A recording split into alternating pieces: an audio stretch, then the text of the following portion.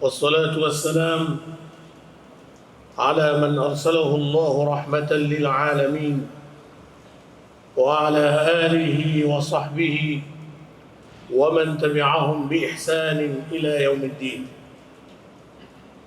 أما بعد، فيا عباد الله، أوصيكم ونفسي أولا بتقوى الله سبحانه وتعالى. Ndugu zangu Waislamu, baada ya kumshukuru Mwenyezi Mungu Subhanahu wa Ta'ala na kutaka rehma na aman zimwendee Bwana Mtume Muhammad sallallahu alayhi wasallam, na kuhusieni katika kumcha Mwenyezi Mungu Subhanahu wa Ta'ala bila kuisahau nafsi yangu katika hilo. Tukisoma katika Qur'an Suratul Baqara aya 208, Mwenyezi Mungu Subhanahu wa Ta'ala anasema, ya ayyuhalladhina amanu dukhulu fi silmi kaffa wa la tattabi'u khutuwati ash-shaytan innahu lakum aduwwun mubin.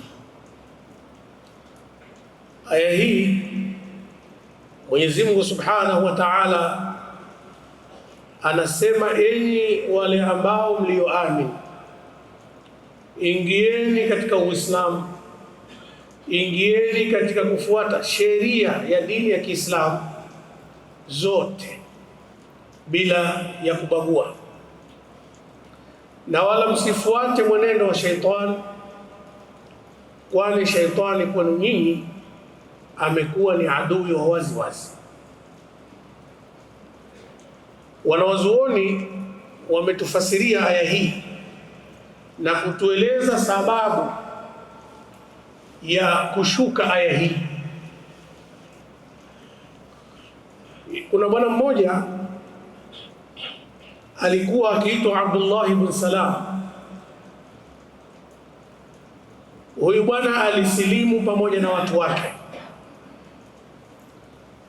lakini pamoja kuwa ni Muislamu, alikuwa yeye pamoja na watu wake wanaiadhimisha sana siku ya Jumamosi, wakiadhimisha sana, na walikuwa wanachukia kula nyama ya ngamia pamoja na maziwa yake. Walikuwa wanalikataa hilo, na hayo walikuwa wakiyafanya tayari wameshakuwa Waislamu. Siku moja Abdullah ibn Salam alimwambia Bwana Mtume Muhammad sallallahu alayhi wasallam, alimwambia Rasulullah, inna at-Taurata kitab Allah, hakika ya Taurati ni kitabu cha Mwenyezi Mungu vile vile. Fada'na falnaqum biha fi salatina bil-layl, basi tuache tuitumie Taurati katika swala zetu za usiku. Wanawazuoni wanatuambia, baada ya kusema maneno haya ndipo Mwenyezi Mungu Subhanahu wa Ta'ala akateremsha aya hii kwamba Waislamu waingie kwenye sheria za Kiislamu zote, wasibague, kwamba yeye alitaka kuonesha kwamba yako baadhi ya mambo hayo aliyotoka kwenye dini yake yatafaa kutumika kwenye Uislamu. Kama dini yake ilimwambia ngamia haliwi na maziwa yake, akataka kuliingiza hilo katika Uislamu, akaambiwa hapana. Mwenyezi Mungu alipoleta aya hii, ikawa Waislamu wameelewa kwamba ala, ukiwa Muislamu ni wajibu wa kufuata sheria za Kiislamu zote. Kwa dunia yetu ya leo, tunajifunza nini katika aya hii? Yapo mengi, lakini moja, wapo baadhi ya Waislamu wenzetu hawaswali wao, lakini wanafunga. Hili ni kosa kwa Muislamu kuona kana kwamba ameamrishwa kufunga lakini hakuamrishwa kuswali. Anatengeneza taratibu za kwake, sio taratibu za Mwenyezi Mungu Subhanahu wa Ta'ala. Sasa hili ni jambo ambalo linazunguka katika jamii zetu. Watu wengi hawaswali, wengi wanafunga, lakini ukimwambia habari ya kuswali anasema niombee dua.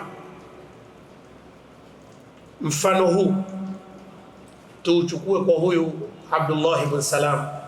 Alipoona kwa akili yake kwamba anaweza kufanya mambo ambayo yanayokwenda kinyume na Uislamu.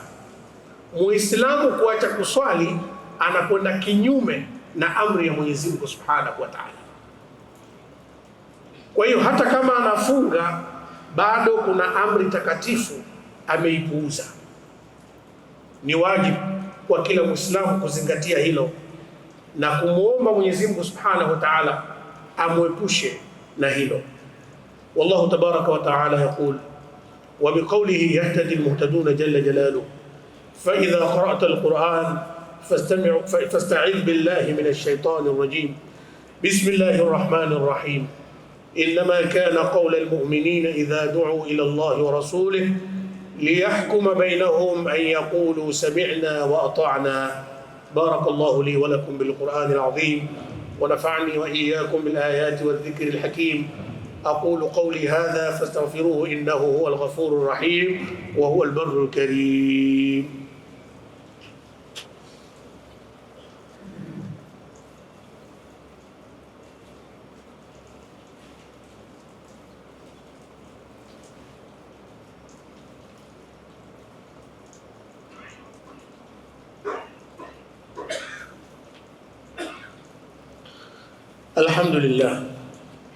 الحمد لله رب العالمين والصلاة والسلام على من أرسله الله رحمة للعالمين وعلى آله وصحبه ومن تبعهم بإحسان إلى يوم الدين. أما بعد فيا عباد الله أوصيكم ونفسي أولا بتقوى الله سبحانه وتعالى. Ndugu zangu Waislamu, baada ya kumshukuru Mwenyezi Mungu Subhanahu wa Ta'ala na kutaka rehema na amani zimwendee Bwana Mtume Muhammad sallallahu alayhi wasallam, na kuhusieni katika kumcha Mwenyezi Mungu Subhanahu wa Ta'ala bila kuisahau nafsi yangu katika hilo. Katika suratul Nur aya 51 Mwenyezi Mungu anasema innama kana qawla almu'minin idha du'u ila Allahi wa rasulihi liyahkuma bainahum an yaqulu sami'na wa ata'na. Hakika si vinginevyo haikuacha kuwa kauli ya waumini pale wanapoitwa kwenye jambo la Mwenyezi Mungu na mtume wake ili Mwenyezi Mungu apate kuhukumu baina yao kwa sheria ya Mwenyezi Mungu Subhanahu wa Ta'ala, basi waumini wa kweli wao husema sami'na, tumesikia, wa ata'na, na ni wenye kutii. Muislamu anatakiwa awe na msimamo huu. Inapokuja sheria ya Mwenyezi Mungu, hukumu yoyote katika dini yake, akahukumu Mwenyezi Mungu hili liwe hivi na hili liwe hivi, Muislamu wa kweli hawezi kupangua utaratibu wa Mwenyezi Mungu akasema hili nitafanya lakini lile mimi sifanyi. Huyo atakuwa amekwenda tofauti kabisa na dini inavyotaka afanye. Na Muislamu ili awe huru katika Uislamu wake, ajisikie vizuri katika Uislamu wake, ni pale anapoishi ndani ya hukumu ya Mwenyezi Mungu Subhanahu wa Ta'ala. Awe anajisikia tabu pale Muislamu anaposhindwa kufanya jambo ambalo Mungu alimtaka afanye, basi yule muumini wa kweli hujisikia tabu pale anaposhindwa. Si kama baadhi ya watu huona ni kawaida kabisa, sio kushindwa bali ni kuacha kwa makusudi. Sifanyi kwa makusudi, huyu anapoteza ile sifa kubwa ya uumini, kwa sababu muumini lazima aridhishwe na hukumu ya Mwenyezi Mungu Subhanahu wa Ta'ala. Suratul Ahzab aya 36, Mwenyezi Mungu anasema, wama kana limu'minin wala mu'minatin idha qada Allahu wa rasuluhu amran an yakuna lahumul khiyaratu min amrihim. Hakuwa muumini huyo awe mwanamume wala muumini mwanamke, pale anapohukumu Mwenyezi Mungu na mtume wake wakahukumu jambo, kuwa wao wana khiari katika jambo hilo, bali Muislamu muumini wa kweli atabaki katika kutekeleza, atasikitika lile ambalo litamshinda kama mwanadamu. Na hiyo mifano iko mingi. Wangapi leo wanataka hija, wanataka kwenda Maka, lakini kwa sababu hawana uwezo wanabaki kusikitika na kuumia katika nafsi zao. Lakini anatamani na anaona kabisa hii ni amri ya Mwenyezi Mungu, kwa nini mimi sijakwenda? Kwa nini nisiende? Lakini huyu anabakia yuko salama, kwa sababu hili yeye haliwezi. Lakini ni hatari kwa mwenye kuweza amri ya Mungu kutekeleza, akaamua tusifanye kwa jeuri, huyu anaingia katika wale watu wanaompinga Mwenyezi Mungu Subhanahu wa Ta'ala. Kwa hiyo turudi katika Qur'ani kama inavyotueleza, enyi Waislamu, ingieni kwenye sheria za Kiislamu zote, wala tusibague. Na ukiangalia katika baadhi ya maneno ya Mtume sallallahu alaihi wasallam, ilitokea siku moja kuna kijana mmoja pale Makka, ilithibitika kwamba aliiba. Baadhi ya masahaba walikuwa kama wanalificha jambo lile, kwamba anaonekana ni mtoto wa mjini, mtoto wa kina fulani, atakatwa mkono huyu. Kwa hiyo likawa kama vile linafunikwa hivi. Lakini wengine wakasema hapana, sheria ni ile ile. Habari hizi zikafika kwa Bwana Mtume Muhammad sallallahu alaihi wasallam. Zilipofika, Rasulullah akasema, si huyo tu, na hapa kwa jina la Mwenyezi Mungu, lau angeliiba bi Fatima binti Rasulillah, ningelikata mkono wake. Vipi huyo mnamficha? Hata mtoto wangu ningemkata mkono wake. Hii ni kuonesha Uislamu sheria zake hazina nani wala nani. Sote tunatakiwa tuingie kwenye sheria ya Kiislamu. Na wale ndugu zetu baadhi yao ambao mpaka leo wanafunga mwezi wa Ramadhani, wanatoa sadaka mbalimbali, wanafanya kheri nyingi, wanafuturisha watu, lakini kitendo cha kuacha kuswali, huko ni kwenda kinyume na sheria takatifu za Mwenyezi Mungu Subhanahu wa Ta'ala. Tumuombe Mwenyezi Mungu atuwafikishe katika kutekeleza amri zake.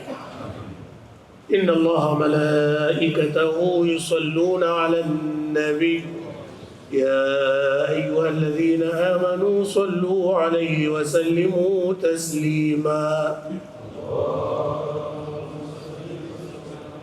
اللهم ارض عن اصحاب رسول الله صلى الله عليه وسلم، خصوصا ابي بكر الصديق وابي حفص عمر بن الخطاب وذي النورين عثمان بن عفان وباب العلوم والحكم سيدنا علي بن ابي طالب وبقية أصحاب رسول الله صلى الله عليه وسلم. اللهم اغفر لجميع المؤمنين والمؤمنات والمسلمين والمسلمات الأحياء منهم والأموات برحمتك يا أرحم الراحمين.